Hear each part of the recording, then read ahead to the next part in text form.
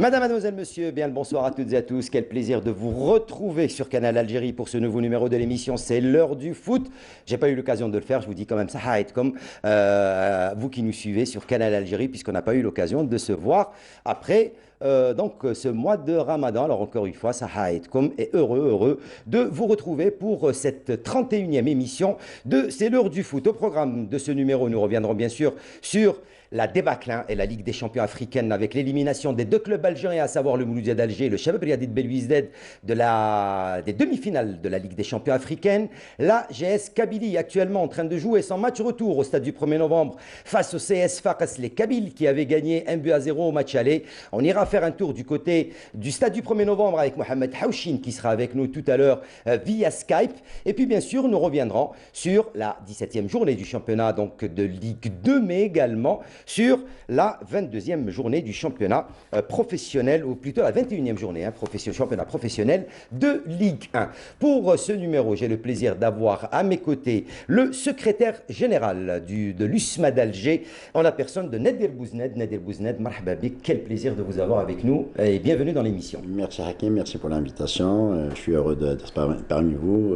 Je retrouve Abdelnour. Ah oui, une vieille connaissance, Abdelnour. C'est une bonne émission.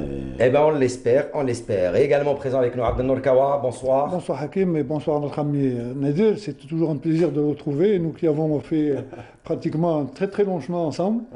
Aujourd'hui, il est à l'USMA. Bon, c'est tant mieux pour l'USMA. Hein, T'aurais préféré qu'il soit à Mouloudia. Absolument, absolument. Voilà. On aura peut-être l'occasion d'en parler. On va en parler. Mais très heureux de me retrouver également. Puis après une semaine d'absence, ça nous manquait. Eh ben voilà, donc on se retrouve. Dans quelques instants, on retrouvera bien sûr Salah Derbel qui sera avec nous pour la partie Ligue 1, mais également la Ligue 2. Et Saïd Fella qui est au repos, puisqu'il était au rang, à qui on souhaite un joyeux anniversaire. On l'a laissé se reposer pour fêter ses 8 ans. Voilà, c'est fait, c'est dit. Allez messieurs, sans trop nous attarder, on rentre dans le vif du sujet. On va débuter avec la Ligue des champions africaine et nos deux représentants, à savoir le Chabab Riadid Belouizdad, et le Mouloudia d'Alger. Ce sera juste après le jingle.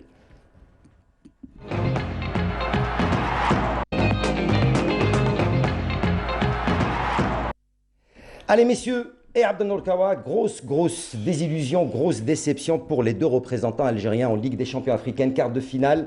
Le Chabab Riadid Belouizdad qui s'était imposé au match aller 2-0 a été battu 2-0 et a perdu dans la séance des tirs au but. Le Mouloudia d'Alger qui lui avait fait match nul a perdu 1-0. Plus d'équipe algérienne en demi-finale de cette Ligue des champions, la plus prestigieuse des compétitions continentales. Évidemment, c'est une grande déception. Bon, si le Mouloudia était déjà mal parti pour le retour, puisqu'ils avaient fait match nul un partout au 5 juillet. Il fallait impérativement qu'ils puissent gagner à domicile. Bon, ils ont donné tout ce qu'ils ont pu, mais malheureusement, ça n'a pas suffi. Le WAC est une grande équipe, ce n'est plus la peine de la présenter. Il va y avoir des regrets, ça c'est certain. Maintenant, la vie continue. Le Mouloudia a été présent au début de saison sur 3 tableaux. Il y a eu beaucoup de perturbations. Il se retrouve aujourd'hui, maintenant, il n'y a plus que le championnat. Je crois que le championnat même, même s'il est encore long. Hein, il reste encore 17 journées. Oui, 17 journées, mais au vu des dires de certains responsables de la Ligue, le championnat doit s'arrêter pratiquement le 30 juin. Ça va être encore une histoire très compliquée à gérer. Absolument, très compliquée à gérer. Bon, ça concernant le Mouloudia. Maintenant, je crois que le plus grand regret, ça va être le CRB. La menée 2-0 à domicile, partir en terre tunisienne et perdre par des pénaltys, chose qui était... On était fiers d'avoir... Encaissé déjà de but. Voilà. Non, bon, encaisser 2 buts, c'est pas tellement... c'est logique, hein, encaisser 2 buts à l'extérieur, c'est pas une fin en soi. Mais par contre, arriver au pénalty, pratiquement, ce sont les meilleurs joueurs du CRB qui ont raté des pénaltys très précieux. Je crois que le plus grand regret, ça va être le CRB, puisqu'ils étaient partis avec 2 longueurs d'avance. Bon, ils se font attraper, éliminer. Bon, finalement, c'est ça la loi du football. Hein. Mais maintenant, j'espère que ça va servir de leçon pour les prochaines échéances, si éventuellement le CRB puisse se qualifier et le Mouloudia se qualifier pour la saison prochaine. Nader, pour le Mouloudia, c'est un club qu'on connaît, il a l'habitude de participer. Le Chabab Riadid Belouizdad, par contre, lui, ça fait déjà des années qu'on attendait qu'il revienne sur le plan continental. Là, il avait fait un grand pas. Et puis, après, c'est la désillusion complète avec cette élimination. Écoutez, du point de vue, d'abord, moi je dis que c'est une bonne chose d'abord que le club algérien soit présent dans le haut du tableau des compétitions africaines. C'est une belle expérience. C'est au club maintenant aujourd'hui de tirer les enseignements de ce parcours dans la Champions League. Après, ça reste un projet sportif pour l'ensemble des clubs. Participer à la Champions League, il faut réunir un certain nombre de conditions. Si on se trace comme objectif d'aller en finale, il y a des choses à mettre en place pour aller chercher la coupe comme l'ont fait l'entente de Sétif il y a En 2014, hein, ouais. en 2014. Le continent africain, il y a aujourd'hui de grands clubs qui dominent. Ces clubs, il faut se poser la question comment ils dominent. C'est parce que quelque part il y a une assise organisationnelle, il y a un projet sportif. Je pense que pour le football algérien, c'est bien de soutenir les grands clubs qui peuvent aller nous représenter sur le continent, aller d'abord présenter le football national et aussi faire grandir les titres algériens. Aujourd'hui, on retrouvera donc en demi-finale le Wydad de Casablanca, le club marocain qui sera face au Kaiser Chiefs. Et puis, les Tunisiens, eux, affronteront Al Ahly. Encore un beau derby pour les demi-finales entre les Tunisiens et les Égyptiens. Oui, c'est évident. Le Ahly n'est plus à présenter, hein. Tout comme l'équipe de l'Espérance de Tunis. Mais je pense que dans ce quatuor qui consiste aux demi-finales et même éventuellement en finale, moi je vois très bien le Ahly remporter cette coupe, hein. Je crois que c'est l'équipe qui est la plus régulière et la plus stable depuis des années. Bon, quand on voit un peu tous les titres qu'ils ont ramassés depuis des décennies, je crois que c'est un club. Nadir a parlé un peu du projet sportif. C'est un club qui est habitué de toutes les façons à cette Champions League. Et ce n'est que justice si jamais il la remporte cette année. Maintenant, quand Nadir a très bien fait de souligner les projets sportifs de nos clubs, hein, s'engager en Coupe d'Afrique, c'est une très bonne chose. Mais comment essayer d'arriver en finale et éventuellement la remporter? Le Mouloudia a été très perturbé depuis le début de saison, tout comme le CRB. Le CRB également, oui. Par contre, la seule équipe qui était stable et qui était prometteuse dans cette finale, dans cette Champions League, c'était Sétif. Bon, Sétif a eu un coup malheureux en jouant Orlando Pirates à l'extérieur, puisqu'il ne pouvait pas les recevoir. En Coupe de la Confédération africaine, ouais. Voilà. Avec la GS Kabylie. Non, je parle de Sétif. Oui, de qui était en Coupe de la CAF. Qui était en Coupe de la CAF. Donc, c'était l'équipe qui était pratiquement favorite parmi les 4 équipes que nous avions engagées. Maintenant, il est temps maintenant d'en tirer les conséquences. Quand on parle de projet sportif, c'est pas en un mois, c'est pas en 2 mois, ça se prépare. Il faut au moins à moyen terme, sinon à long terme. Tout d'abord, on parle de professionnalisme. J'ouvre cette parenthèse très rapidement.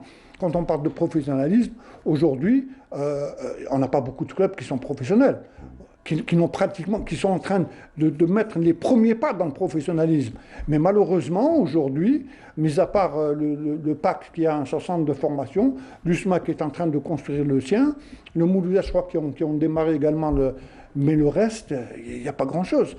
Donc quand on parle de projet sportif, c'est d'abord la formation, avoir des joueurs aguerris pour pouvoir aller dans ces confrontations avoir des bons étoffés aussi. Mais absolument, donc il faut un amalgame.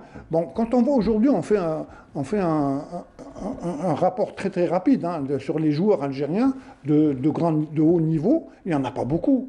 Donc ce sont les quelques joueurs qui ont des capacités éventuellement à l'image de Sayoud, à l'image d'un Amoura qui arrive, un Koudri au niveau de l'USMA, même s'il a qui a été buteur en début de saison, même s'il a un âge avancé, maintenant il faut former des joueurs pour pouvoir aller très très loin dans ces Coupes d'Afrique. Justement, Nadir, aujourd'hui, en tant que secrétaire général, est-ce qu'on y pense à l'USMA d'Alger, au futur de ce club pour les prochaines compétitions? On sait que l'USMA a déjà une expérience en Ligue des Champions africaine. Ils sont passés à côté, ils sont arrivés en finale, ils ont perdu. Est-ce que le projet qui est est mis en place aujourd'hui avec la nouvelle direction, avec le nouveau propriétaire du club, l'objectif est d'aller essayer de décrocher ce fameux trophée de la Ligue des Champions ou de la Coupe de la Confédération, pourquoi écoutez, aller en Champions League ou Coupe de la Confédération, c'est le vœu de tous les clubs. À l'USMA, d'abord, on est sur le projet de construire une belle histoire pour ce club qui a déjà un vécu, qui a eu un historique. Aujourd'hui, il ne s'agit pas justement de tout focaliser sur l'équipe, c'est de construire le club, un grand club avec une véritable organisation, avec des assises, pour justement rendre, disons, le vécu plus long sur l'histoire.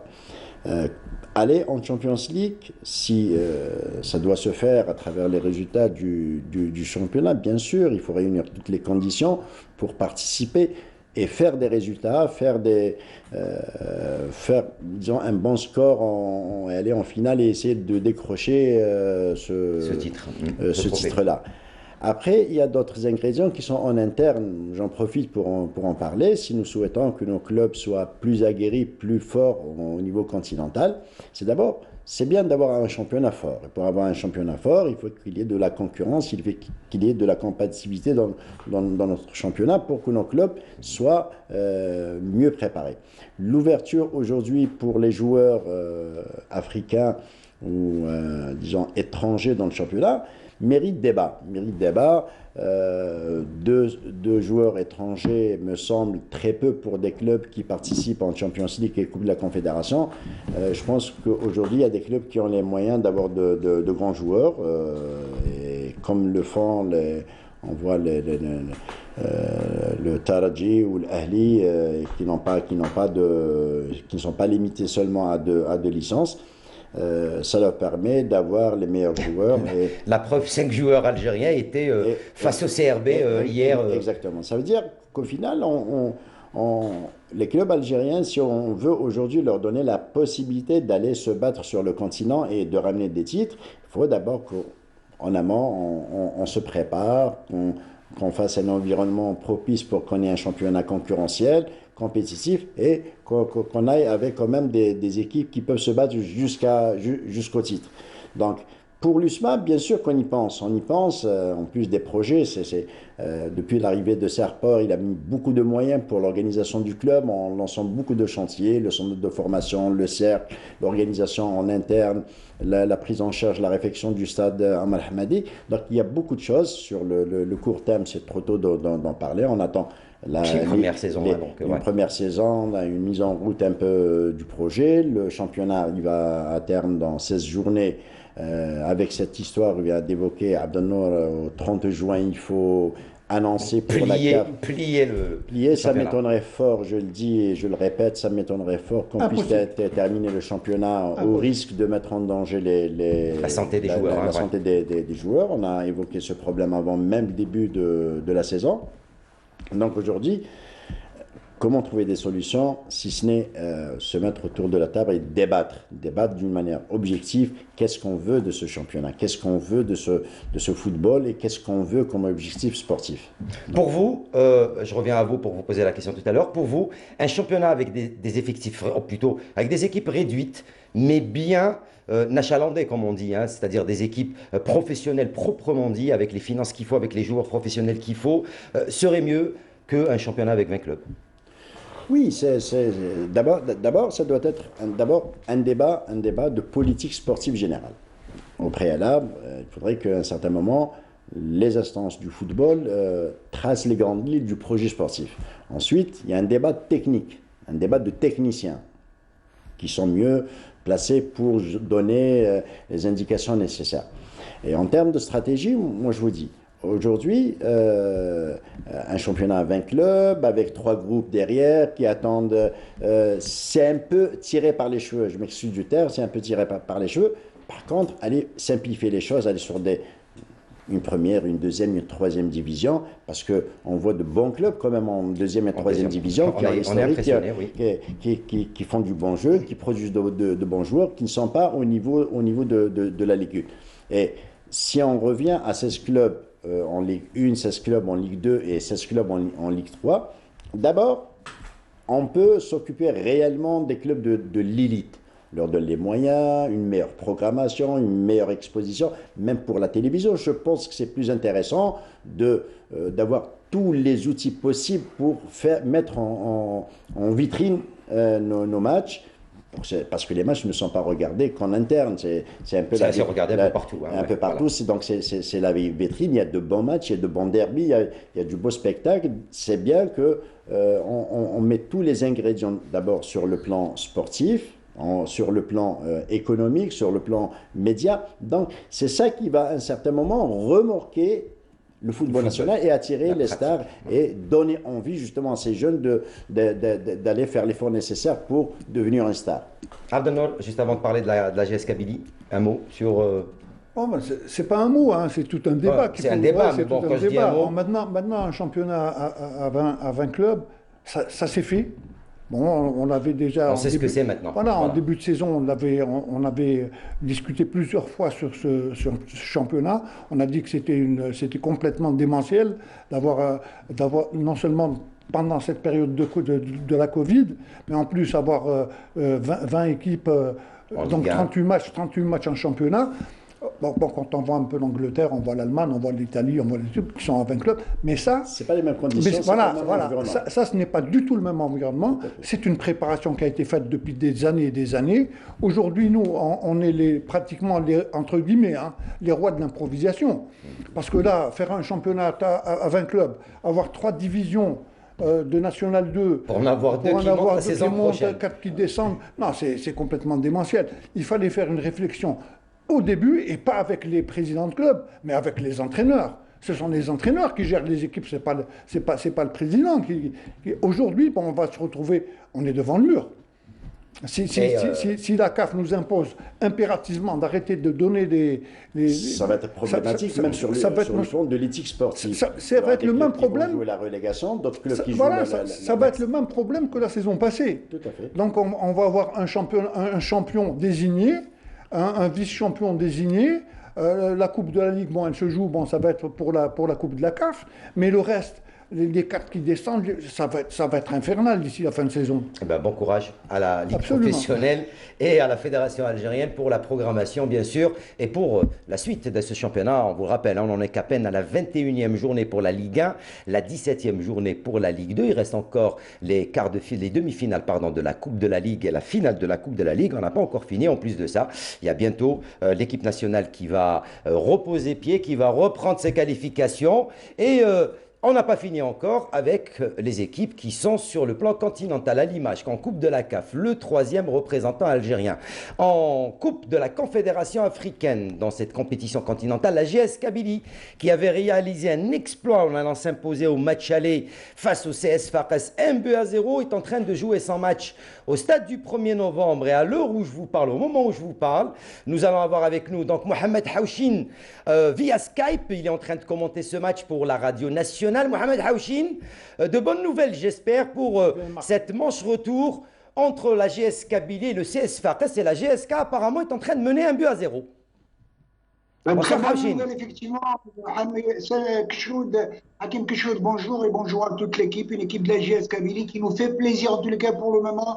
Elle mène 1-0 pour cette première mi-temps. But inscrit par Ben Sayar qui a récidivé au match aller puisqu'il a inscrit lui aussi le but de la victoire dimanche dernier au stade Taïeb Mehri de Sfax sur pénalty à la 68e minute de jeu. Vous voyez pas qu'aujourd'hui il a récidivé à la 39e minute de jeu sur une erreur monumentale du gardien et pourtant capitaine d'équipe tunisien Kaloul qui a commis l'irréparable en agressant carrément le jeune Oukassi dans la surface de réparation. Le gardien Kaloul qui a récidivé, faut-il le rappeler que la semaine dernière, là aussi mérité le carton rouge. Il y a eu une agression sur le jeune Bouali. Il n'a pris que du jaune de la part de l'arbitre égyptien. Mais aujourd'hui, ça a été le pénalty. Sauf que l'arbitre Redouane Djeidi, l'arbitre marocain, aurait pu brandir là aussi le carton rouge puisqu'il a sifflé une faute de pénalty sur une agression caractérisée.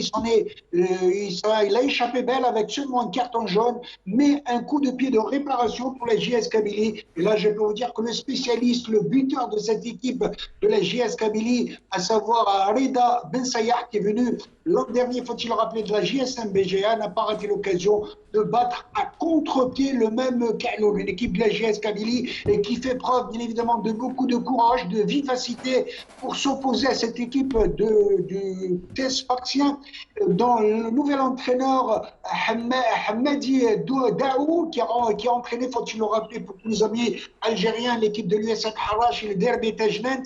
Il a chamboulé carrément cette équipe spartienne par rapport au match aller. Alors tenez-vous bien, avec 5 nouveaux joueurs, dont 3-4 joueurs africains, puisqu'il y a l'Ivoirien Kouakou en défense, le Nigérien Oudouo qui était à peine remplaçant au match aller, qui a été titularisé, et surtout les 2 autres joueurs africains, à savoir Nebi Kamara, le Sénégalais, et Ousmane Kamara, le Guinéen, qui n'était même pas remplaçant au match aller, qui ont été titularisés aujourd'hui, alors que la vedette de cette équipe sfaxienne, à savoir Firas Chawat, a été relégué sur le banc de touche puisqu'il a été une grosse déception dimanche dernier où il a fait un match et est passé à côté de la plaque. Il a même raté un penalty à la 45e minute de jeu dans le temps additionnel de la première période, tout simplement. C'est ce qui lui a valu en tous les cas d'être sanctionné aujourd'hui pour être tout simplement remplaçant. En tout cas, je peux vous dire que pour le moment, la JS Kabylie tient bien sa qualification parce qu'il faudrait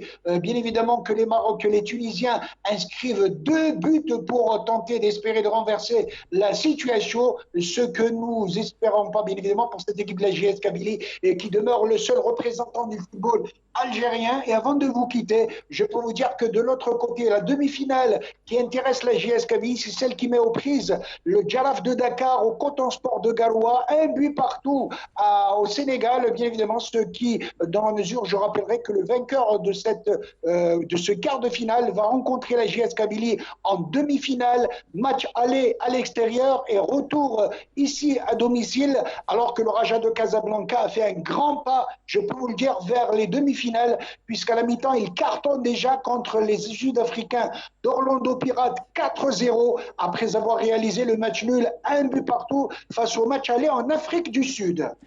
Mohamed Hawchine, merci beaucoup pour toutes ces informations. Bon, on tâchera de vous recontacter si vraiment on a le temps avant la fin de ce match entre la GS Kabylie et bien sûr le CS Fares. Pour l'instant, la GSK qui mène 1-0 grâce à Ben Sayah. Très très bonne opération pour les Canaries. Abdelnour. Bien sûr, très bonne opération. J'espère qu'ils vont encore marquer un deuxième but pour être définitivement à l'aise. Bon, ben là, il faudrait que Sfax puisse marquer 2 buts, chose qui me paraît impossible, puisque c'est la deuxième mi-temps, je pense. Et ils vont démarrer la deuxième mi-temps. Ils vont démarrer la deuxième mi-temps. Je pense qu'ils ont pratiquement assuré la qualification, à moins d'une surprise, mais ça m'étonnerait. Sarah Delbel vient de nous rejoindre, on va lui poser la question tout à l'heure. Sarah, bonsoir. Bonsoir Hakim, bonsoir à Abdelnour et bonsoir à Monsieur Bouznet. Et Monsieur Bouznet, je reviens vers vous pour vous poser la même question. À l'inverse du Mouloudia et du Chabab Riyad Belouizdad, la GS Kabylie avec des petits jeunes, avec des joueurs pratiquement inconnus au bataillon, ils sont en train de faire sensation dans cette compétition, le retour des Canaries dans une compétition continentale. Bon, ben, ça fait plaisir. D'abord, JSK, ça n'étonne personne de voir la JSK jouer comme ça les premiers rôles au niveau continental. C'est une équipe qui a du vécu. On lui souhaite d'aller le plus loin possible et pourquoi pas remporter ce titre. J'espère qu'ils vont avoir un bon résultat aujourd'hui, Inch'Allah. Et c'est tout le mal qu'on souhaite à ce club algérien, club mythique, le plus titré en Algérie. Voilà pour ce qui était donc de cette Ligue des champions africaines et Coupe de la Confédération africaine. On passe à autre chose pour parler bien sûr de la Coupe de la Ligue très rapidement avant de parler de futsal avec le tirage au sort qui a eu lieu pour désigner les équipes qui s'affronteront en quart de finale. On aura des affiches assez alléchantes puisque l'US Biskra affrontera la GS Kabylie, le NC Magra affrontera la GS Saoura, l'USMA d'Alger sera face à l'Olympique de Médéa et le MC Oran affrontera le Wydad de Tlemcen. Ce sera le choc de ces quarts de finale. Pour votre part, l'USMA, ce sera l'Olympique de Médéa, une équipe accrocheuse. Je dis, toutes les équipes en coupe se respectent. L'Olympique de Médéa, c'est une équipe respectable qui développe un beau jeu, c'est des jeunes. Pour nous, c'est aussi un objectif d'aller le plus loin possible dans cette compétition nouvelle. Surtout que c'est une porte sur la Coupe de la Confédération africaine, la saison prochaine. Qu'elle est qualificative pour la Coupe de la Confédération. Après Dame Coupe, on verra ce qu'elle va choisir. Ouais, comme toujours, la Coupe de la Ligue ou la Coupe d'Algérie, c'est la même histoire. On va parler donc bien sûr également de futsal. Il y a eu la finale militaire Donc la FAF était invitée pour assister à cette finale de la Coupe nationale de futsal militaire, le championnat pour sa part qui est géré par Hakim Meddan, si je ne me trompe pas.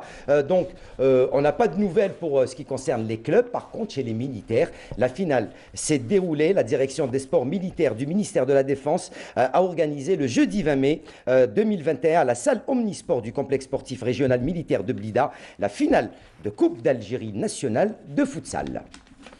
يشرفني ويسعدني بهذه المناسبة التي تجمعنا اليوم بمدرسة التقنيات المعتمدية الشهيد الجلالي بونعامة لحضور نهائي الكأس الوطني العسكري لكرة القدم داخل القاعة في طبعتها الثالثة لحساب الموسم الرياضي 2020-2021.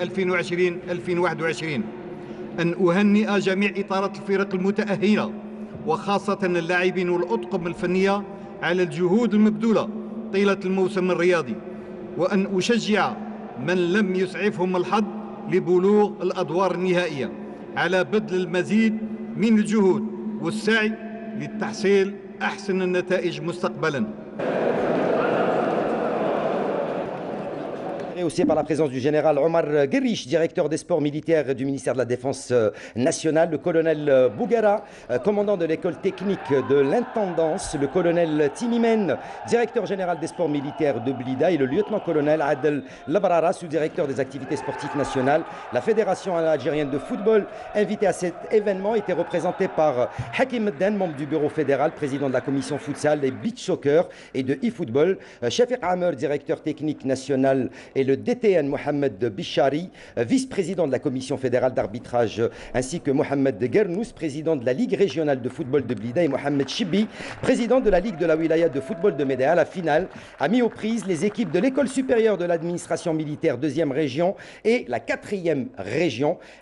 Et Dame Coupe a souri aux représentants de l'école d'administration. Score de 2, victoire après la séance des tirs au but, 1-0 seulement donc pour la victoire donc de l'école de la 2e région militaire. C'est dommage, parce que chez les civils, on avait débuté la saison dernière, donc c'est la compétition de futsal. Pour cette saison, il n'en est absolument rien. On ne sait pas où est-ce qu'on en est. Ah bah évidemment, avec la crise. Surtout sachant que Sharaf el-Din est en Égypte pour assister à la Coupe arabe de futsal, donc, qui se joue sans la présence de l'Algérie. Oui, mais de toutes les façons, ça n'a pas été très vulgarisé chez nous, hein. Le futsal, c'est pratiquement quelque chose de nouveau. Maintenant, ils sont en train de se structurer. Peut-être que d'ici les saisons prochaines, on pourra éventuellement participer à ce genre de coupe. Mais je pense qu'il y a encore un très long travail à faire. Déjà qu'en football, sur grand terrain, on a beaucoup de difficultés. Alors, bon, c'est vrai qu'en futsal, c'est beaucoup plus facile, mais je pense qu'il va y avoir quand même un élan où les gens vont être conscients de ce qu'il y a à faire au niveau de cette discipline et qu'on pourra éventuellement figurer parmi les meilleures équipes, ne serait-ce déjà qu'au niveau nord-africain et éventuellement africain par la suite. Nader, dans les projets de l'USMA, on avait parlé la dernière fois avec Sarah, donc on avait dit qu'il y aura peut-être éventuellement la création d'une équipe féminine à l'USMA d'Alger en futsal. Est-ce qu'il en sera de même? Exactement. Dans nos projets, c'est justement d'aller faire une équipe de futsal et développer une section féminine.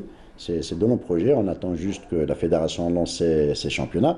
J'en profite par l'occasion, par la même occasion, que vous avez parlé justement de championnat futsal, le problème des jeunes catégories. Le problème des jeunes catégories, ça fait plus d'1 an qu'il n'y a pas de championnat. On est en train de perdre on est en train de perdre des générations. Je pense qu'aujourd'hui, un débat s'impose pour voir comment relancer justement les jeunes catégories, parce qu'il y a beaucoup de talents qui sont en déperdition. Je ne sais pas si le futsal rencontre les mêmes problèmes. Il y a un problème d'infrastructure certainement pour relancer l'activité, mais les activités des jeunes catégories, c'est en plein air. C'est-à-dire qu'aujourd'hui, il faut réfléchir, sinon ça va s'aggraver pour les jeunes. Sarah. Pour ce qui est du futsal, Hakim, donc cette année, le CFA Arbou va organiser la 4e édition du tournoi international futsal. Donc ça sera le 28 octobre 2021. Et ça sera donc chaque année, c'est 4 années d'affilée, c'est le CFA Arbou qui organise ce tournoi international futsal. Et voilà, qui le message reçoit est lancé pour les clubs qui veulent. internationaux, français, marocains, tunisiens. Voilà, et donc voilà. c'est la région d'Arbour qui organisera cette compétition. Voilà pour ce qui était de cette première partie donc consacrée à la Ligue des Champions, Coupe de la CAF et bien sûr Coupe de la Ligue et le futsal. On arrive à la partie qui vous intéresse, c'est le championnat professionnel de Ligue 1 et le championnat amateur de Ligue 2. On en parle juste après le jingle de la Ligue 1 avec Sarah Derbel.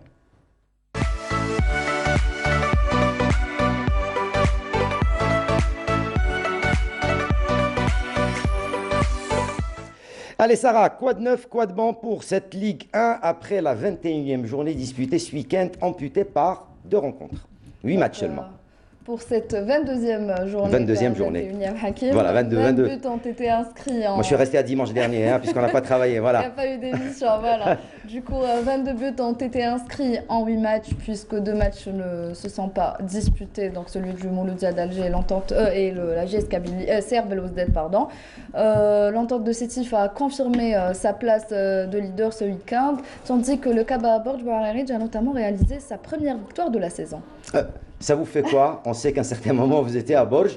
Borj, depuis l'entame de la saison, aucune victoire là.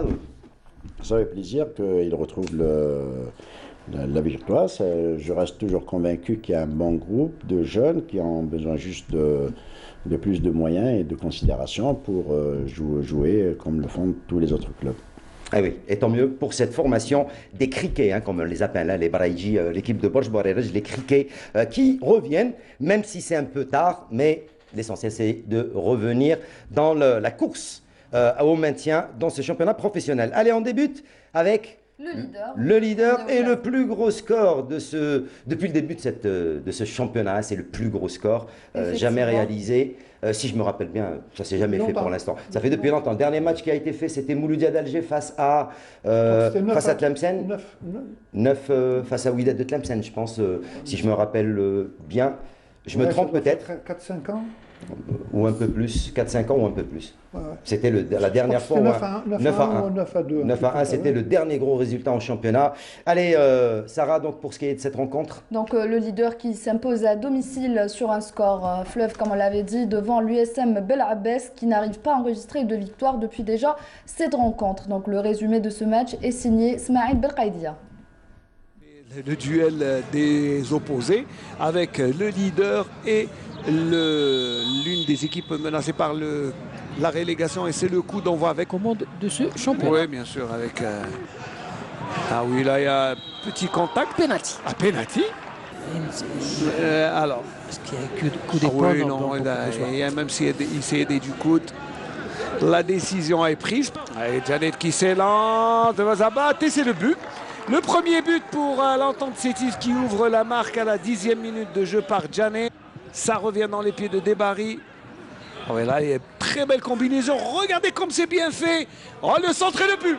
Oh mon Dieu, à la parade, Amola qui ponctue une action. Mais quel jeu, quelle fluidité. Que c'est limpide, clair comme de l'eau de roche. Trouver ses marques et au contrario, c'est différent. Oui, on les voit là. Faute sur Amola, non. L'avantage Kendoussi, le 3e but. C'est toujours cette rage de vaincre.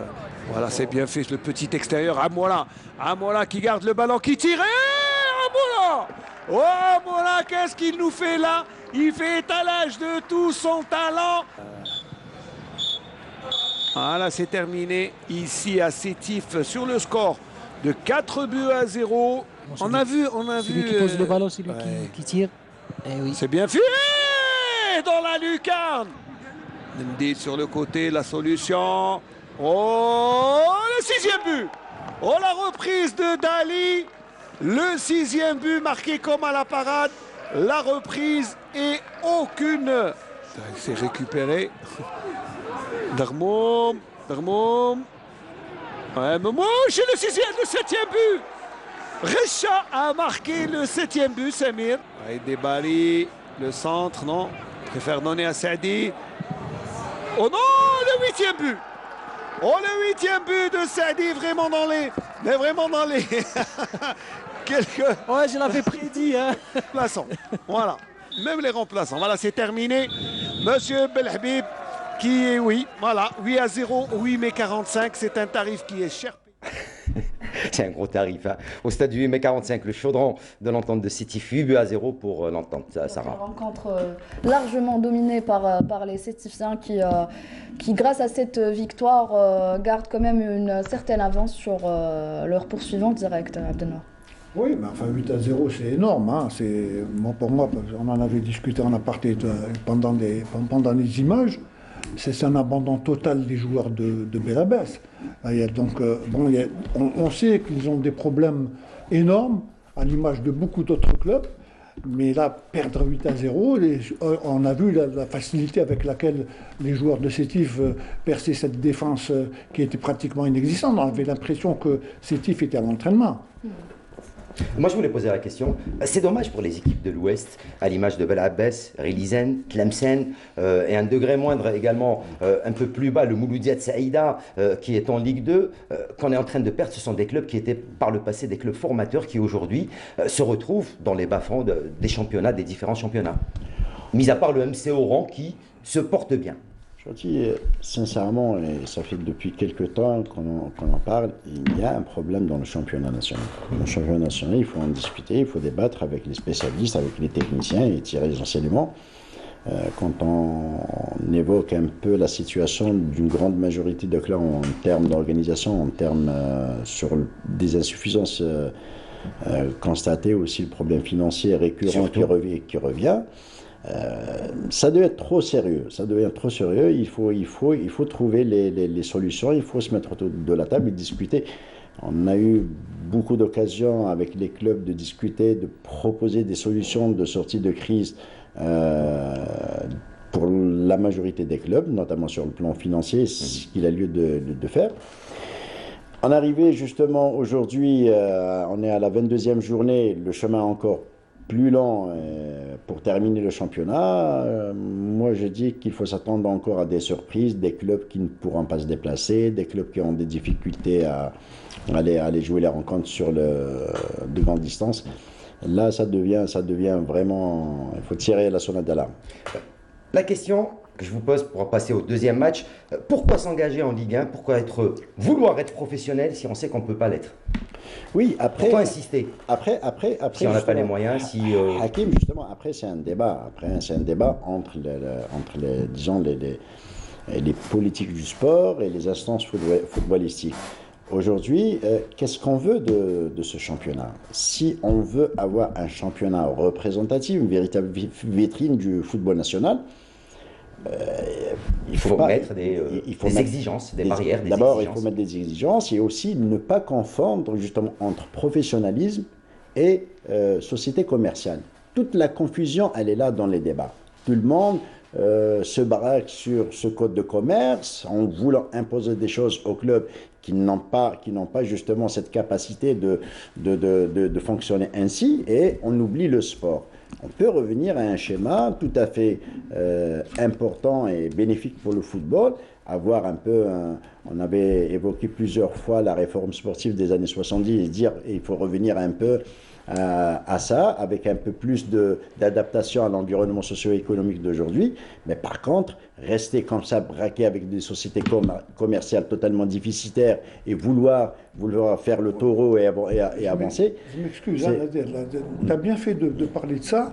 Le gros problème maintenant, c'est qu'il y a 5 ou 6 clubs qui sont gérés par des grosses sociétés, donc qui ont des budgets énormes, et d'autres qui n'ont pratiquement rien. Donc il y a une solution exemple, je vous donne un exemple tout simple.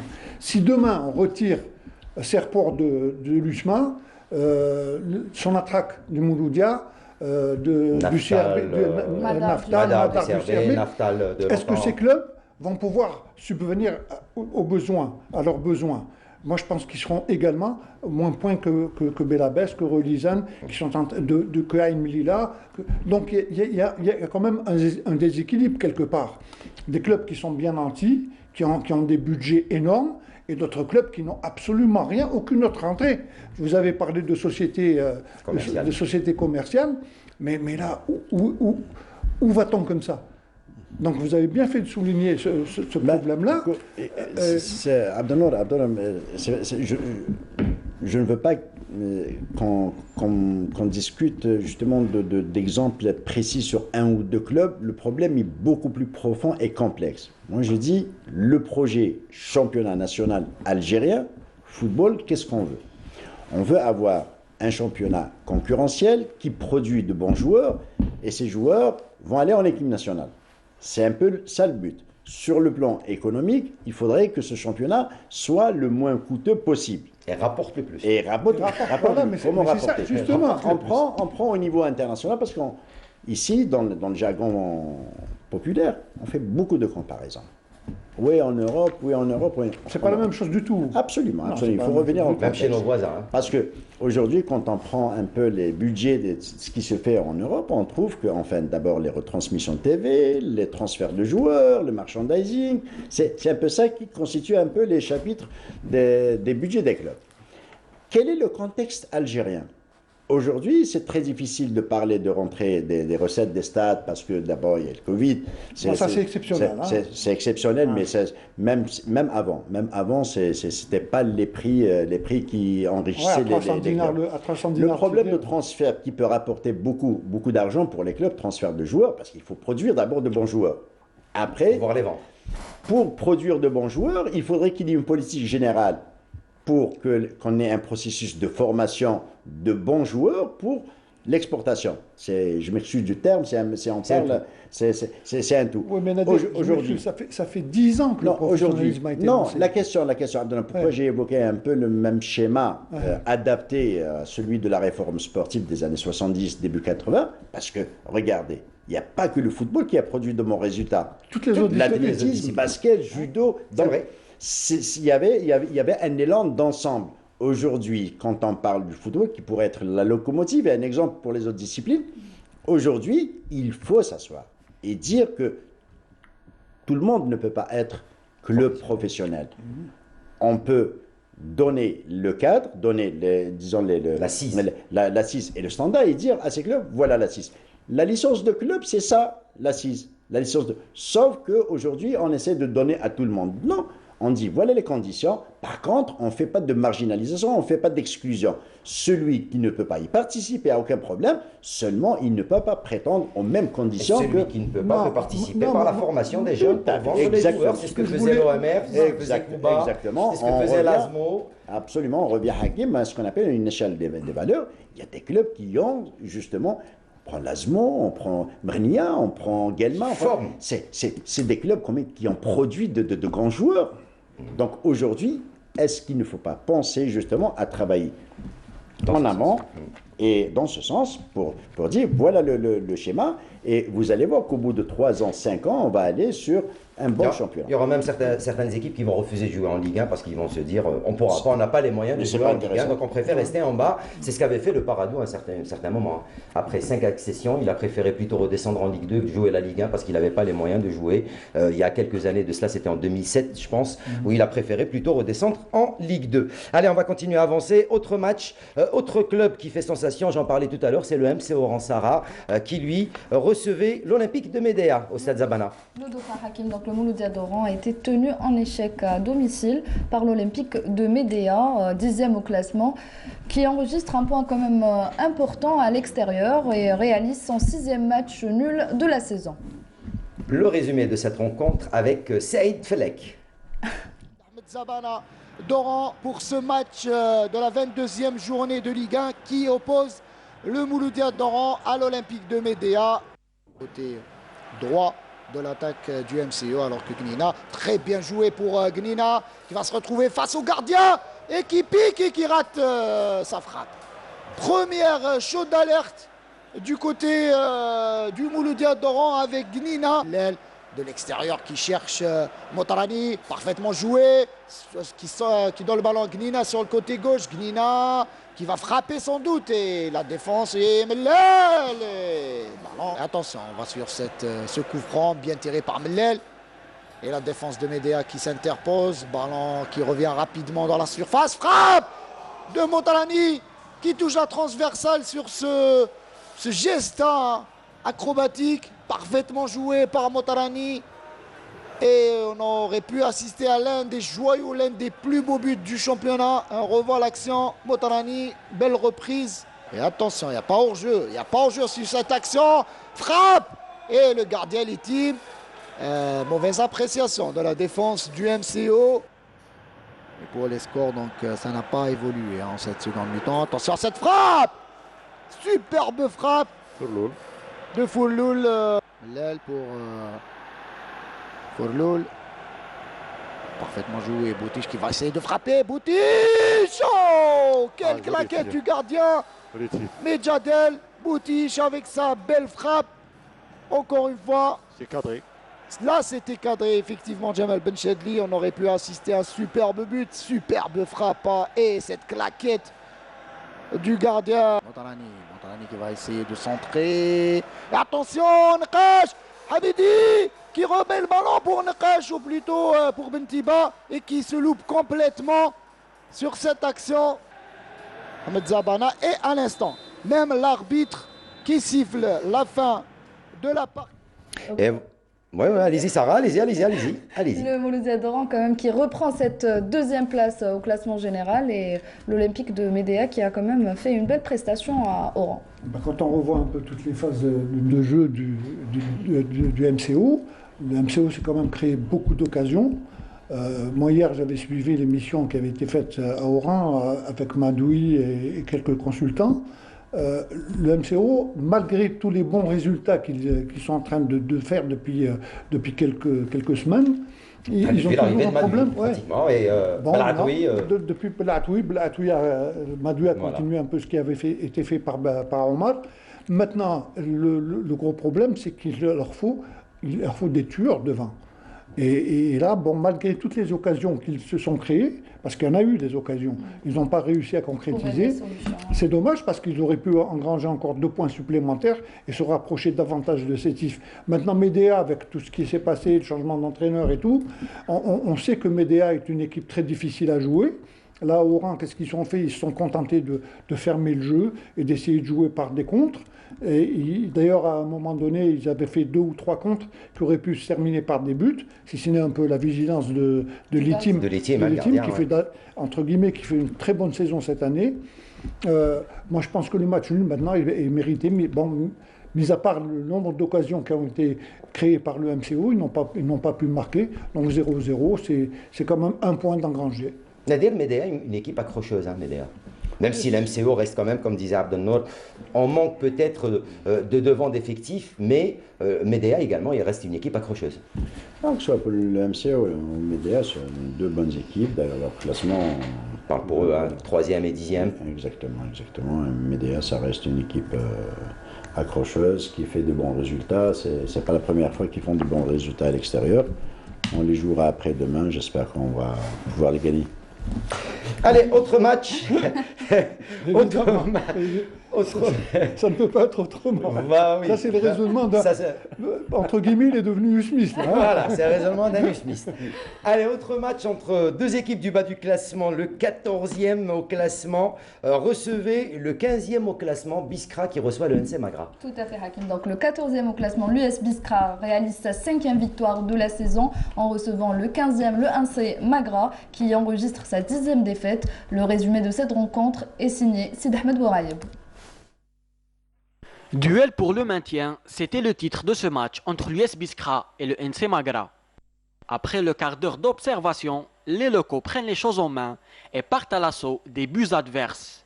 Leurs efforts finiront par payer à la 34e minute de jeu, après cette faute sur Chiban à l'intérieur de la surface de réparation. Boukaroum ouvre le score. La première période s'achève sur le score d'1-0. Les visiteurs entrent des vestiaires plus déterminés que jamais, mais butent à chaque fois sur une défense très bien organisée. Et lorsqu'ils arrivent à la contourner, ils manquent maladroitement. Les visiteurs se procurent une autre occasion dans le temps additionnel, mais Hadj Bougesh n'arrivera pas à remettre les pendules à l'heure. ما استفدناش من اللعب الورائي تاع الخصم في اكثر من 75 دقيقه، وين ما استغليناش يعني ركون الى الوراء، فرص عديده للتهديف للتسجيل لقتل المباراه. ولكن اظن عادي انه الفريق الخصم حينما يعني تضيع نتاع كرات سهله هو يصبو باش يكون عنده تعادل، يامل دائما، خليناه يامل. يعني لو سجلنا هدف ثاني قاتل او ثالث لا كانت الامور تحسن. مجريات اللقاء نقولوا باللي الشوط الاول كنا يعني كما نقولوا حنايا نراقبوا في الصدير في اللعب، لكن الشوط الثاني قمنا بعده تغييرات، ضيعنا عده فرص. Une victoire très importante dans la course au maintien pour les Biscris, qui dépassent leur vis-à-vis au classement général. Voilà donc cette équipe de Biskra qui remonte à la 14e place du classement grâce à cette victoire. Bah évidemment, maintenant Biskra, depuis la venue de Aïdjoudi, a essayé, au début a fait de moins bons résultats. Maintenant, ils sont tenus, s'ils veulent se maintenir au niveau de la première division, d'aligner de très bons résultats. Bon, ça a commencé par Magra. Magra également qui a eu d'énormes problèmes de gestion, changement d'entraîneur, problèmes financiers, etc. Je crois que Biskra, non seulement a mérité cette victoire, la semaine prochaine, je crois qu'ils vont jouer la Coupe de la Ligue contre la JSK, ça va être autre chose, mais je pense que l'objectif principal de cette saison de Biskra, c'est le maintien, surtout le maintien. Magra, ça va être la même chose, hein. Quoique Magra nous avait habitués la saison passée à aligner quand même de très bons résultats. C'était une équipe qui nous avait étonnés la saison passée. Cette année, ils sont en train de souffrir. Bon, c'est déjà le changement d'entraîneur également à Abbas, je pense qu'il est le deuxième entraîneur ou troisième. C'est le troisième entraîneur. Mais ils ont fait un bon début de saison quand même, Magra. Ils ont bien entamé cette saison. Mais c'est pas suffisant. Une saison, c'est 38 matchs. C'est 38 matchs, il faut être prêt à jouer, à aligner de bons résultats. Maintenant, il faut attendre la fin de saison, enfin la fin de ces matchs-là. Comme on l'a dit, d'ici le 30 juin, combien de matchs vont être joués, combien de matchs, je ne sais, on ne sait pas. Jusqu'à maintenant, on ne sait pas comment va se dérouler la suite du championnat, mais toujours est-il que Biskra a quand même eu 3 points qui sont très importants pour eux. Allez, autre match et autres supporters qui ne savent plus où donner de la tête. C'est ceux des 100 et or. Les 100 et or qui sont en train de s'enfoncer un petit peu plus dans le bas-fond du tableau. Sarah, le Nasr Hussein Dey qui lui a affronté l'AS Ain Mellila. Et Ain Mellila qui sort le grand jeu en enfonçant un petit peu plus le Nasr Hussein Dey. Effectivement, donc après 5 matchs sans victoire, l'AS Ain Mellila réussit à renouer avec la victoire en s'imposant face au Nasr Hussein Dey, 17e au classement, qui enchaîne avec le 7e match sans victoire. Donc Fatah Bada a résumé pour nous cette rencontre. On regarde.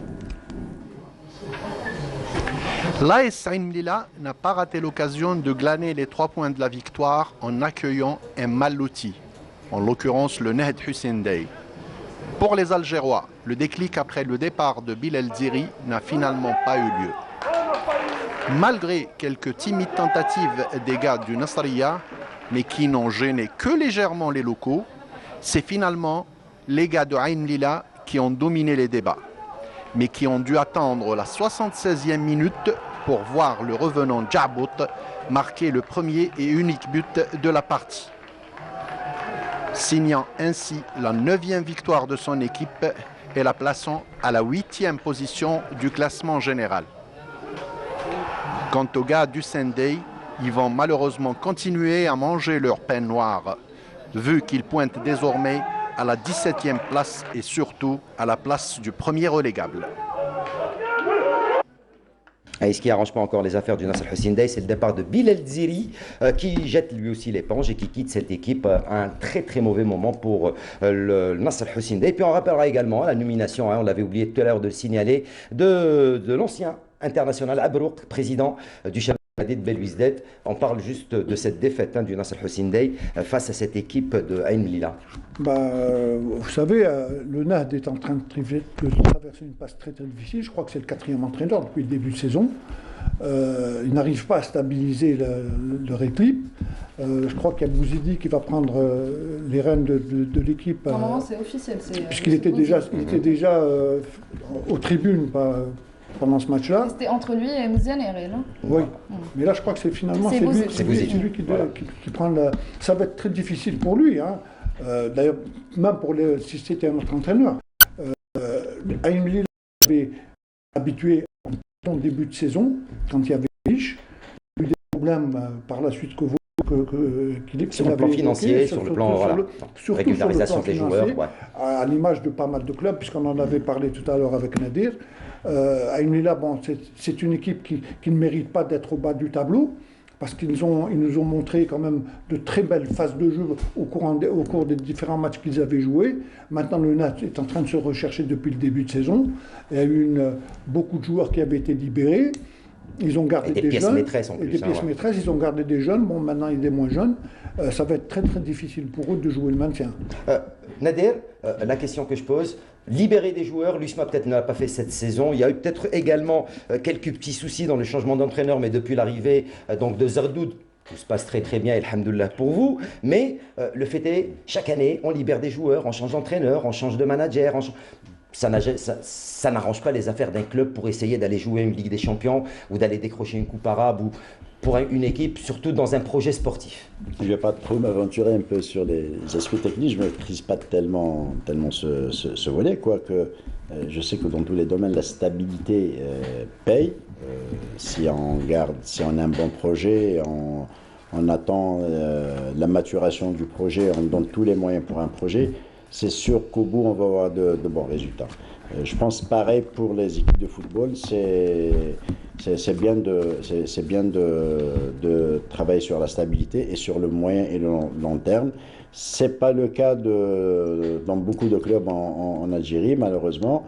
L'instabilité des effectifs, l'instabilité des staffs techniques met toujours le club en difficulté. Aujourd'hui, quand il y a des contre-performances, on s'aperçoit qu'en fait, c'est des clubs qui, à un certain moment, n'ont pas su garder leur effectif, n'ont pas su travailler sur le long terme. Il y a un malaise aujourd'hui dans le championnat. Il faut le dire, il faut en parler. Ce n'est pas une critique subjective. Il y a un malaise, il y a un problème au sein de l'organisation de beaucoup de clubs, il y a un problème de réglementation, il y a des choses qui sont dépassées qu'il faut revoir.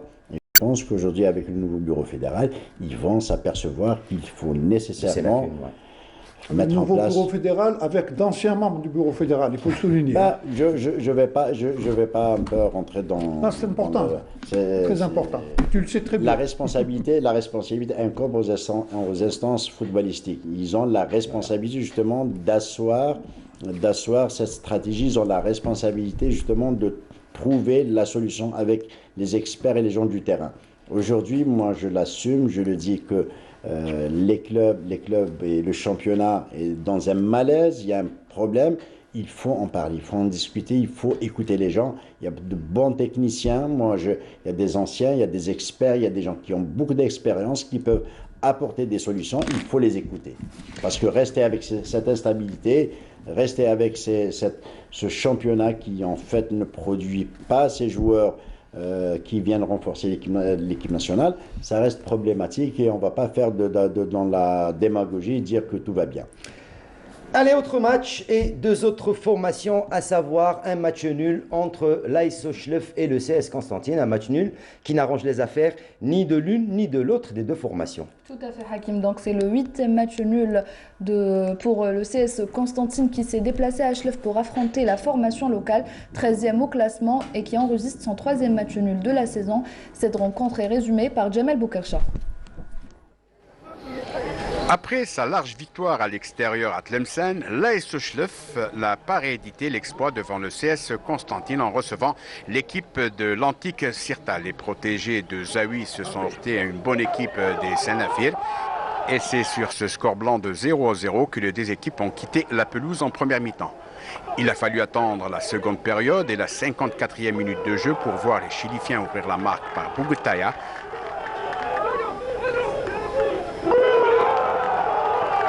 Après ce but, l'équipe de l'antique Sirta a redoublé d'efforts pour essayer de revenir à la marque. C'est ce qui s'est produit à la 73e minute de jeu grâce à Amoukaran. CS Constantine a failli rééditer un second but, si ce n'est la vigilance des joueurs de l'AS Sochleuf. Et c'est sur ce score de 1 but partout que les deux équipes se sont séparées. Donc un résultat qui n'arrange pas, comme a dit Hakim, les deux équipes, puisque le CSC est 11e au classement et l'AS Sochleuf 13e au classement. Oui, enfin, quand on revoit, on est en train de parler depuis tout à l'heure de ces fameux matchs, toutes les équipes ont eu d'énormes problèmes. Bon, Schleff vient de récupérer son ancien entraîneur, ancien nouvel entraîneur, comme d'ailleurs pas mal de clubs. Hein. Ils avaient réussi à faire un résultat positif la semaine d'avant. Bon, aujourd'hui, jouer le CSC, c'est pas évident. Je pense qu'un match nul, c'est pas honteux. Ils récupèrent un point. C'est sûr qu'il y a encore beaucoup de travail à faire au niveau de Schleff. Maintenant, le CSC également est passé par une zone de turbulence où le Hamdi devait partir. Beaucoup de choses se sont passées. Finalement, bon, les gens sont revenus à la raison. Le CSC continue un peu sans. C'est pas un mauvais résultat pour le CSC d'avoir ramené un nul de Schleff. Hein. Maintenant, toutes ces équipes sont en train de lutter. Bon, mis à part le CSC qui a éventuellement les moyens de pouvoir regrimper très facilement au niveau de ce championnat, je pense que Schleff va avoir d'énormes problèmes pour essayer de se maintenir. Mais avec la volonté de Samuel Zawi qui est revenu et qui va essayer d'inculquer la gagne au niveau de son équipe, je pense qu'ils vont pouvoir redresser la barre. Et le déclic était là, hein, puisqu'il y a eu une victoire, enfin un match nul et non pas une défaite, puisque Schleff avait l'habitude de perdre même à domicile. Avec l'arrivée de Zawi, tout a changé. Hakim, le 3e au classement, l'AGS Saoura, qui s'impose sur un large score face au RC Relisen, 8e au classement, qui enregistre sa 9e défaite de la saison. Et c'est le 2e plus gros score de cette 22e journée, le 5-1 de l'AGS Saoura Abdelnour, avec un super Messoudi qui marque un hat-trick, 4 buts pour ce seul joueur. Les 5 buts sont l'œuvre de Saadi, 35e. Messoudi, lui, a marqué à la 76e, 87e, 89e et 90e plus 2. C'était seulement en deuxième mi-temps et en toute fin de rencontre. L'équipe de Relizane avait égalisé juste avant la mi-temps pourtant, à la 45e minute plus 1. Oui, bon, maintenant, à Relizane, on connaît un peu tous les problèmes, puisque Schleff Lausanne en parle à chaque fois.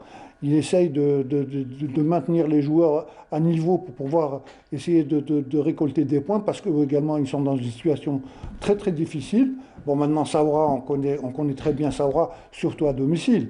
Maintenant, moi, 5-0, ça ne m'étonne pas. Une équipe de 5-1. Plutôt 5-1. Parce que Awad a marqué également pour Relizane. Avec un Saoudi en pleine forme. Bon, mis à part le fameux match où ils avaient perdu justement contre l'USMA, où il y a eu beaucoup où le président de Zalouati avait énormément critiqué l'arbitre, mais je pense que Saoura fait partie des meilleures équipes du championnat actuellement. Et même Cherif El Ouzzani avait critiqué un petit peu l'arbitrage lors de ce match entre la Saoura et le RC Relizane, mais comme on le voit, de toute façon, quand on gagne, on ne dit rien, mais c'est surtout quand on perd qu'on reproche. C'est vrai qu'il y a un problème d'arbitrage, ça c'est évident. Maintenant, on ne remet pas tout sur un arbitre. Exactement. Et comme on dit, la Saoura qui reste également une équipe intraitable à domicile à Béchar. C'est vrai que c'est très très compliqué, quel que soit le niveau du club qu'il y a en face. Hein. C'est très compliqué d'aller gagner à Béchar. Non, ça reste une belle équipe. Nous, on les a joués il y a quelques temps, on les a gagnés, mais ça reste une équipe quand même solide. Ils développent un beau jeu et je pense que leur classement... On parle pour un deuxième au classement avec 42 points. Oui, à 5 longueurs de l'entente de Sétif. Rien n'est encore joué, sauf si on arrête le championnat le 30 juin. Ouais. Sauf si on arrête le championnat le 30 juin. Allez, autre match, autre résultat, c'est le match qui nous intéresse, qui vous concerne. Sarah, l'USMA d'Alger, pour sa part, recevait le Wydad de Tlemcen au stade Omar Hamadi. Exactement, Hakim. Donc l'USM Alger poursuit sa série d'invincibilité depuis le retour de Mounir Azerdoud. Donc les Rouges et Noirs se sont imposés sur un petit score d'1-0 face au Wydad de Tlemcen. Bien sûr par les plus petites démarches. Le but de la rencontre a été inscrit par Belkacemi sur penalty à la 26e minute de jeu. Voilà le but, on le voit. Une victoire qui permet au club de Sostara de s'installer à la 4e place au classement avec 38 points. Abdelnour. Évidemment, l'USMA est en train de reprendre... Ils reviennent de loin. De reprendre du poids de la bête, puisqu'ils avaient eu d'énormes problèmes en début de saison, avec la venue de Ciccolini, qui est parti, Frogier, Justement, en parlant de stabilité, Antar Yahya, à un moment donné, a eu des rumeurs de son limogeage, etc., etc. Mais voilà, je crois que Serport est revenu à la raison. Ils ont gardé Antar et ils sont tout à fait d'accord avec le projet qu'il a présenté. Et je pense que c'est bien parti pour, puisque l'USMA, depuis la venue de Mounir Zordoud, est en train d'engranger des victoires et d'engranger beaucoup de points. Je pense que si cette décision avait été prise bien avant, l'USMA serait peut-être pas loin de Sétif. Hein. Maintenant, c'est vrai que Tlemcen est en train de souffrir énormément. Également, ils ont eu des problèmes d'entraîneur. Maintenant, c'est Abdelkader Amrani qui prend. Il l'a dit qu'il ne pouvait pas refuser. Il a suivi le match d'ailleurs à partir des tribunes. Parce qu'il n'a pas encore sa licence. Il l'aura certainement. Maintenant, Tlemcen également est au bout du tableau. Et leur but, c'est d'essayer d'éviter la relégation, tout simplement. Nader, avec ces résultats depuis l'arrivée de Zordoud, pas de défaite. Hein. Bon, pour Zordoud, pour l'instant, 7 matchs sans défaite, sans aucune défaite.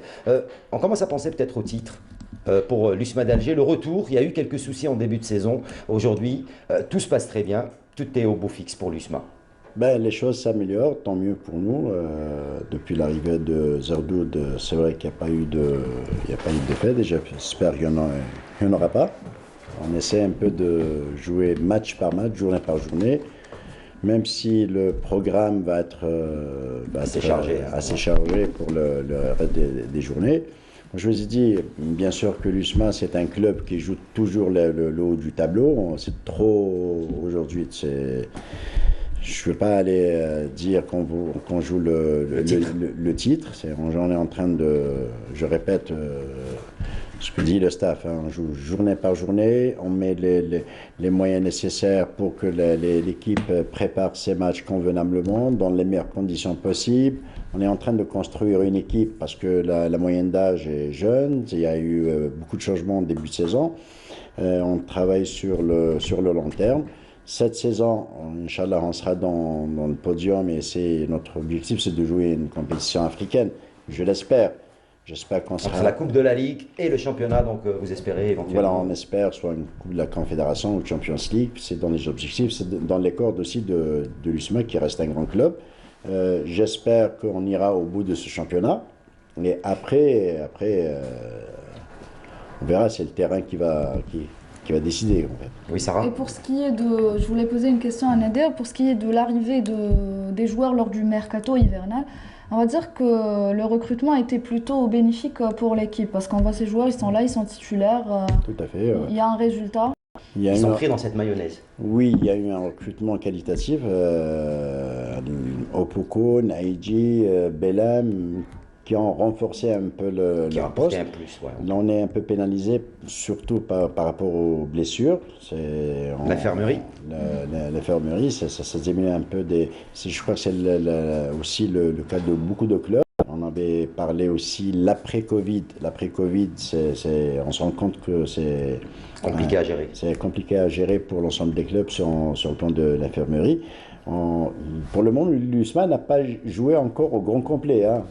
Même si on réalise de bons résultats. À chaque fois, on a des blessés. J'espère avec le retour de Chita, de Koudri et des autres blessés, on va les récupérer rapidement. On sera encore mieux pour le reste du championnat. Allez, pour terminer, juste un résultat. Le Kaba Borj-Bouharira qui enregistre sa première victoire de la saison face à la GSM Skikda. Voilà, donc le Kaba qui enregistre, comme vous avez dit, sa première victoire. Enfin, après 22 journées, le Kaba a réussi à s'imposer à domicile. Et l'unique but de la rencontre a été signé par Ziyani à la 40e minute de jeu. Et voilà, donc on espère que le Kaba va pouvoir, mais ça va être compliqué, hein. Il reste encore beaucoup de journées, ça va être compliqué pour eux, mais ils peuvent, s'ils continuent sur cette lancée, pourquoi pas, d'essayer peut-être de tirer leur épingle du jeu. Et puis de rester parmi l'élite. Allez, on va terminer cette Ligue 1 avec les résultats, le classement et le programme, puisqu'il y aura une journée ce mercredi, il y aura encore une journée dimanche prochain. On voit tout ça et on se retrouve pour parler de Ligue 2.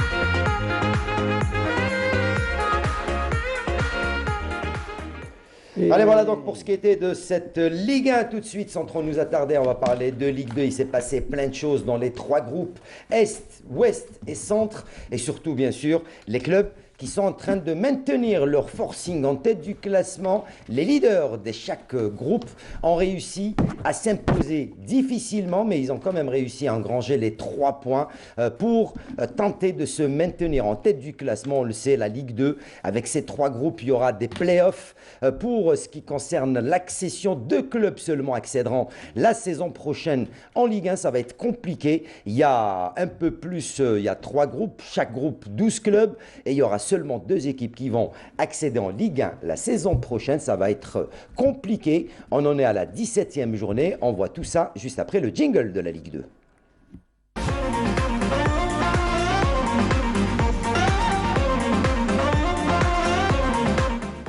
Et voilà donc 5 journées qui restent. Il reste à peine 15 points à prendre. Il y aura des playoffs qui se joueront entre les meilleurs, bien sûr, des 3 groupes. Les 3 premiers de chaque groupe, les 4 premiers plutôt de chaque groupe. Ils joueront des playoffs pour tenter de décrocher cette place la saison prochaine en Ligue 1, puisqu'il n'y aura que 2 clubs qui vont accéder. Ça sera la saison prochaine et on débute avec l'Est du pays. Tout à fait, donc on va parler de cette 17e journée. 44 buts ont été inscrits lors de cette journée, 6 victoires enregistrées à l'extérieur, 8 à domicile et 4 matchs nuls. Donc Hakim, on va commencer par le leader, l'USM Annaba, qui réalise sa 10e victoire de la saison face au Cap Betna sur un score de 2-0. Ah oui, le Cap de Betna qui lui n'arrive pas. Si le MSPB dans ce groupe est lanterne rouge, dernier avec seulement 8 points en 17 matchs, le Cap de Betna lui est 7e au classement. Il espère avec 23 points, il espère avant la fin de cette saison tenter de monter sur le podium, mais face au leader, l'USM Annaba qui ne lâche absolument rien, et surtout à domicile. Annaba s'impose, Annaba gagne et Annaba est en train de partir pour tenter de revenir en Ligue 1 la saison prochaine. Oui, sauf accident de parcours. Moi, je pense qu'Annaba est déjà parti pour jouer les playoffs. Hein. Il y a Shulroum Laïd qui sont juste derrière, hein, et l'US Chaouia. Il y a le MOC aussi. Bon, mais le MOC accuse de bons et de moins bons résultats. Ils ne sont pas réguliers. Mais par contre, Annaba, cette saison, est très régulière. Ils font un parcours pratiquement, un très bon parcours. Et c'est le parcours d'un club 17 matchs, 10 matchs gagnés, 5 nuls, 2 défaites seulement. Ils ont marqué 18 buts, ils en ont encaissé 5, ils ont une différence de 13 points. C'est le parcours d'une équipe. D'un champion. D'un champion. Enfin, d'un champion, non, puisqu'ils vont être premiers du groupe et ils vont être assujettis à jouer les playoffs, chose qui est complètement absurde, enfin pour moi, hein. Mais maintenant c'est comme ça, il faut faire avec. Donc j'espère. Annaba de toutes les façons est une équipe qui mérite d'être parmi les équipes d'élite. Hein. Mais c'est dommage également pour les autres clubs. Oui, à l'image de l'US Chaouia, mais bien sûr, mais bien sûr, il y a Mouloudia Al Alma qui jouait le Derby Tajnan. Quand on voit la composante des 3 groupes de division 2, la majorité de ces clubs-là étaient en Ligue 1. Donc ça fait qu'il y a beaucoup de monde. Maintenant, se retrouver à se disputer un championnat où non seulement on doit batailler pendant toute une saison pour être premier, et puis ensuite, il faut encore batailler pour essayer de remporter le play-off pour pouvoir accéder. Enfin, maintenant, c'est comme ça, il faut faire avec. On vous posera la question tout à l'heure, Nadir, sur cette Ligue 2. Je reviens vers vous, Sarah, pour parler du groupe Centre. Si, du côté de la GSM Béjaïa, qui est leader du championnat, avec 34 points et cette victoire, encore une fois, pour la GSMB à l'extérieur, face au ML Moussaada, 3-1. Derrière, par contre, les poursuivants directs, le RC Al-Baa, le MOB de Béjaïa, le Wydad de Boufarik et, à un degré moindre, le RC Kouba, sont à la recherche de points pour tenter de déloger la GSM Béjaïa de son fauteuil de leader. Tout à fait. Donc pour ce groupe Centre, il y a eu le RC Herbara qui s'est imposé à domicile face au RC Kouba sur un score de 2-1 et qui conserve sa 2e place, sa place de dauphin. Et l'USM Al-Harash qui s'est imposé face à l'ES Ben Aknoun sur un score d'1-0. Mais la surprise et le réveil des Blidéens de ce groupe Centre, c'est la surprise. Eux aussi. Donc, deuxième victoire de la saison pour Blida. Tout à fait. Mais conserve quand même, garde toujours la dernière place au classement. Donc Sid Ahmed Bouraïeb s'est déplacé à Blida pour nous résumer cette rencontre. On regarde. Officiellement relégué, mais il continue de jouer à 100% et à honorer dignement la ville des Roses. La première période n'aura pas vu beaucoup d'occasions créées des deux côtés.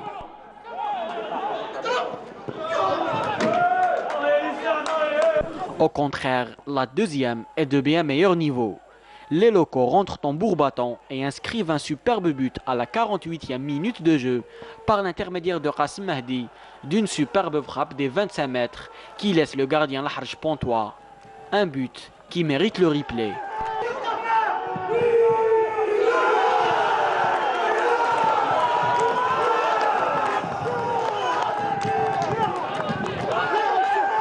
Qasim encore une fois délivre une passe lumineuse à Rochdi, mais ce dernier manque l'immanquable. Les visiteurs procèdent par des contres qui amènent des coups de pied arrêtés dangereux et malgré leur grande taille, les attaquants Msili ne parviendront pas à égaliser. Une victoire bonne pour le moral pour l'USMB, alors que pour Msila, c'est un autre faux pas qui n'arrange pas leurs affaires en bas du tableau. فريق اتحاد البوريده قلت لك عنده الحمد لله راه رجع بالمستوى الحقيقي تاعو، ولكن ربما الرجوع تاعو رجع شويه متاخر. اليوم شفنا مباراه ونجا كنا مسيطرين يعني بالطول رغم يعني اهميه النتيجه بالنسبه لفريق وداد مسيله. كانت بزاف دعايات قبل المباراه. اليوم الحمد لله نظن اللاعبين يعني كانوا في المستوى، يزو ريسبكتي ليتيك سبورتيف، لعبوا بكل روح رياضيه. انا نظن الفوز تاعنا مستحق، كان بامكاننا نسجلوا 4 ولا 5 اهداف لولا التسرع دائما امام المرمى اللي خلانا نضيع كرات سهله. Et voilà donc pour ce qui était de cette rencontre, un Blida qui espère le maintien. On a entendu l'entraîneur donc Kamel Mouassa qui espère le retour de ses poulains et de cette équipe de la Ville des Roses parmi l'élite. Ça va être compliqué puisque le réveil se fait un petit peu tard après la 17e journée. Il reste 15 points à prendre. Ça va être compliqué. Il y aura peut-être une éventualité ou une possibilité de maintien, mais ça va être très très compliqué pour l'USM Blida. À l'ouest du pays par contre, il n'y a pas d'image, mais il se passe également plein de choses. Il y avait un match qui s'est joué cet après-midi. Ça concernait le leader, le MB Wetzli, qui lui affrontait la GSM Tiaret. Tout à fait. Donc le MCB Wetzli s'est imposé sur un score de 2-1 face à Tiaret et conforte sa place de leader en enregistrant sa 11e victoire de la saison. On va parler du co-leader également, donc Lasmo Doran, qui s'est incliné à Ain Ouessara sur un score d'1-0, mais conserve toujours sa place de co-leader.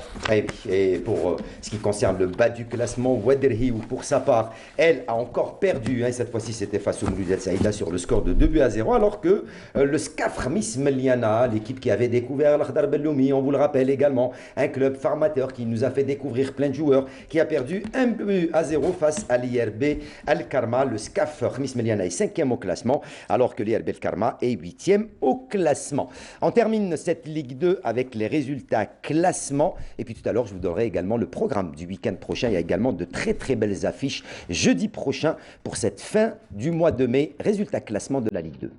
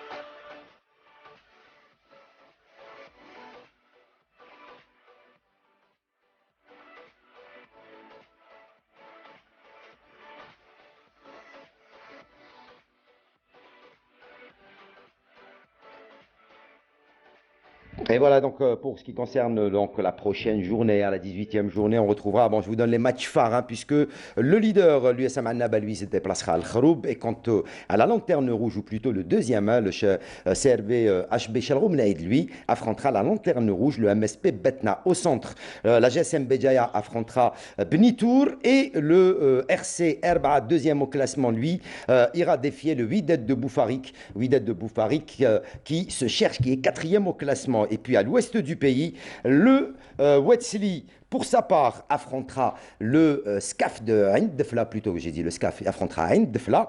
Et quant à l'Azmodora, elle accueillera le CR Ain Timoshent. Voilà donc pour ce qui était de cette Ligue 1 et de cette Ligue 2. On arrive bientôt à la fin de ce numéro de l'émission. On rappelle seulement que pour ce qui concerne la Coupe de la Confédération africaine, pour l'instant, match nul entre la GS Kabylie et le CIS Sfakas, un but partout. Le match n'est pas encore terminé. On espère que la GSK va pouvoir maintenir ce résultat, elle qui est allée s'imposer donc au match aller et qui est en train de garder donc cette rencontre, ce match nul, elle qui avait ouvert la marque, on vous rappelle, en première mi-temps. Messieurs, un mot également sur l'équipe nationale des A' Sarah qui, eux, normalement, devraient jouer un match, devraient participer à la coupe plutôt arabe de la FIFA 2021 qui sera prévue au Qatar le 30 novembre au 18 décembre 2021.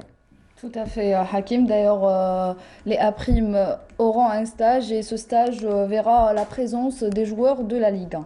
Surtout, la plupart. Voilà, Dommage, il n'y aura pas les joueurs évolués à l'étranger, mais ils pourront venir pour participer. On sait que la FIFA a autorisé les joueurs qui évoluent dans les pays du Golfe. Dans les pays du Golfe, absolument. Il y en a au moins 6. Maintenant, si on doit également compter les gardiens de but, on a quand même au niveau de l'Arabie Saoudite, on a quand même 4 gardiens de but. Aux Émirats, on a des joueurs. Au Qatar, on a également des joueurs. Donc ça va. Maintenant, il faut savoir est-ce qu'on va donner la chance uniquement aux joueurs locaux? Je pense qu'ils le méritent. Maintenant, parce que la majorité des joueurs qui jouent dans les pays du Golfe sont pratiquement en équipe A également. Donc, est-ce que ça va leur permettre de pouvoir jouer peut-être des matchs sur place au Qatar, éventuellement en prévision de la Coupe du Monde 2022? Maintenant, moi, je pense que, d'ailleurs, il va y avoir pratiquement un seul regroupement. Je pense qu'il va y avoir l'inauguration également du stade d'Oran, où les A' devront jouer un match amical. Le mois de juin prochain, normalement. Après la fin du stage. Après la fin. J'espère qu'il va y avoir d'autres stages parce qu'on ne peut pas mettre une équipe en place sans que les joueurs se connaissent non seulement très bien, mais qu'ils puissent au moins être à l'aise sur un terrain de football où ils peuvent créer des automatismes. Et ce n'est que. J'espère que ça sera une très bonne chose pour les joueurs locaux. Également, chez les féminines, report du premier tour des éliminatoires de la Coupe d'Afrique des Nations pour les féminines. Le championnat a déjà été court, report déjà de la compétition et qui sera encore une fois reporté. Elles n'ont pas de chance, les protégées de Fertoul. Tout à fait. Donc il a été reporté au mois d'octobre 2021. Le premier tour préliminaire est reporté au mois d'octobre 2021. L'Algérie devra participer pour essayer de prendre part donc à la Coupe d'Afrique des Nations qui aura lieu en 2022 au Maroc. On arrive à la fin de ce numéro, mais juste avant, un petit tour de table pour poser la question à notre invité du jour, Nadir Bouznet, secrétaire général de l'USMA d'Alger, qui actuellement tente de revenir et de se rapprocher du fauteuil de leader, du haut du tableau pour espérer, pourquoi pas, décrocher une place honorable d'ici la fin de saison pour tenter de participer à la Ligue des champions africaine ou pourquoi pas à la Coupe de la Confédération africaine. Dans les projets de l'USMA aujourd'hui, tout se passe pour le mieux. C'est vrai qu'il y a un silence total de la part de l'USMA d'Alger, ça se passe très bien, donc il n'y a pas de souci, on ne parle pas beaucoup, mais on parle surtout sur le rectangle vert. On dit on travaille. On travaille, voilà, on dit on travaille. Bon, je ne voulais pas le dire, mais on parle souvent sur le terrain. Bon, c'est vrai que les choses évoluent convenablement selon un planning. On essaie un peu de communiquer sur l'essentiel, on essaie un peu de gagner du temps. Les projets essentiels, bien sûr, il y a le projet sportif qui est, bien en route. Il y a aussi le lancement des travaux du centre de formation qui va prendre 24 mois. Il y a beaucoup de tracasseries administratives qu'il fallait régler. C'est tant mieux, on a essayé un peu de régler le maximum. Il reste quelques contentieux qui sont à régler. Aussi la réhabilitation du cercle à Bablouad et la réfection continue du stade et le règlement du contentieux de location du stade Omar Hamadi. Bien sûr que nous essayons un peu de lancer d'autres projets, nous essayons un peu de travailler sur le moyen terme sur une web TV USMA. Pour le moment, on est en train de respecter nos engagements sur l'échéancier et surtout l'engagement de Serport à accompagner ce club vers un professionnalisme sérieux. Et c'est tout le mal qu'on souhaite à ce grand club qui est l'USMA d'Alger. Abdel Kawa, merci. C'est moi qui vous remercie. Sarah Derbel, merci. Merci Nader, merci à toute l'équipe technique de la Régie 7 qui était avec nous ce soir, à notre réalisateur, à notre script, à toute l'équipe de la rédaction de Canal Algérie. Merci à vous, chers amis téléspectateurs, de nous avoir reçus chez vous, de nous avoir prêté attention dans quelques instants. Le journal d'information. Ciao, bonsoir et à très bientôt pour un autre rendez-vous sport sur Canal. Bye.